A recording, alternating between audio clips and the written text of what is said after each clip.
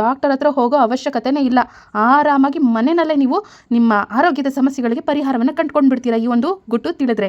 ಏನಪ್ಪ ಅಂದರೆ ಶುಂಠಿನ ತೊಗೋಬೇಕಾಗುತ್ತೆ, ಕ್ಲೀನಾಗಿ ತೊಳೆದು ಅದ್ರ ಸಿಪ್ಪೆನೆಲ್ಲ ತೆಗೆದು ನಂತರ ನೋಡಿ ಈ ಥರ ಚಿಕ್ಕದಾಗಿ ಶುಂಠಿಯನ್ನು ಕಟ್ ಮಾಡಿಕೊಂಡು ಅದನ್ನು ಒಂದು ಮಿಕ್ಸರ್ ಜಾರ್ಗೆ ಹಾಕ್ಕೊಂಡು, ಇಲ್ಲಾಂದರೆ ಬ್ಲೆಂಡರ್ ಜಾರ್ಗೆ ಹಾಕ್ಕೊಳ್ಳಿ. 2 ಸ್ಪೂನ್ ಆಗೋಷ್ಟು ಲವಂಗ, 2 ಸ್ಪೂನ್ ಆಗೋಷ್ಟು ಬ್ಲ್ಯಾಕ್ ಪೆಪ್ಪರ್ ಕರಿಮೆಣಸನ್ನು ಹಾಕಿ ನಂತರ ಅದ್ರ ಜೊತೆಗೆ ಬೆಲ್ಲವನ್ನು ಸೇರಿಸಿ ನುಣ್ಣಗೆ ರುಬ್ಕೋಬೇಕಾಗುತ್ತೆ, ಫೈನ್ ಪೇಸ್ಟ್ ಮಾಡ್ಕೋಬೇಕು. ಇವಾಗ ಸ್ಟವನ್ನು ಹಚ್ಚಿ ಒಂದು ಪ್ಯಾನನ್ನು, ಒಂದು ಬಾಣಲೆಯನ್ನು ಕಾಯೋದಕ್ಕೆ ಅಂತೇಳಿ ಇಡೋಣ. ಇವಾಗ ರುಬ್ಕೊಂಡಿರೋಂಥ ಪೇಸ್ಟನ್ನು ಹಾಕ್ಕೋಬೇಕಾಗುತ್ತೆ. ನಂತರ ಜಾರಿಗೆ ಒಂದು ಚೂರು ನೀರನ್ನು ಹಾಕಿ ಮಿಕ್ಸ್ ಮಾಡ್ಕೋಬೇಕಾಗುತ್ತೆ, ಜಾಸ್ತಿ ನೀರನ್ನು ಬಳಸಬಾರ್ದು. ನಂತರ ಇವಾಗ ಬೇಕಾದರೆ ಅಗತ್ಯ ಇದ್ದಲ್ಲಿ ನೀವು ಬೆಲ್ಲವನ್ನು ಹಾಕ್ಕೊಳ್ಬೋದು.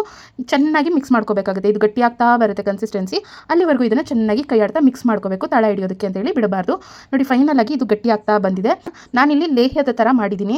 ಸೊ ಇದನ್ನು ಈ ರೀತಿ ಗಟ್ಟಿಯಾಗಿ ರೆಡಿ ಮಾಡ್ಕೋಬೇಕಾಗುತ್ತೆ. ಗಟ್ಟಿಯಾಗೋವರೆಗೂ ಇದನ್ನು ತಿರುಗಿಸ್ಕೋಬೇಕು. ನಂತರ ಸ್ಟವನ್ನು ಆಫ್ ಮಾಡಿ ಒಂದು ಬಾಕ್ಸ್ನಲ್ಲಿ ಹಾಕಿ ಸ್ಟೋರ್ ಮಾಡಿ ಇಟ್ಕೊಂಡ್ರೆ ಇದೊಂದು ವಾರದವರೆಗೂ ಚೆನ್ನಾಗಿರುತ್ತೆ.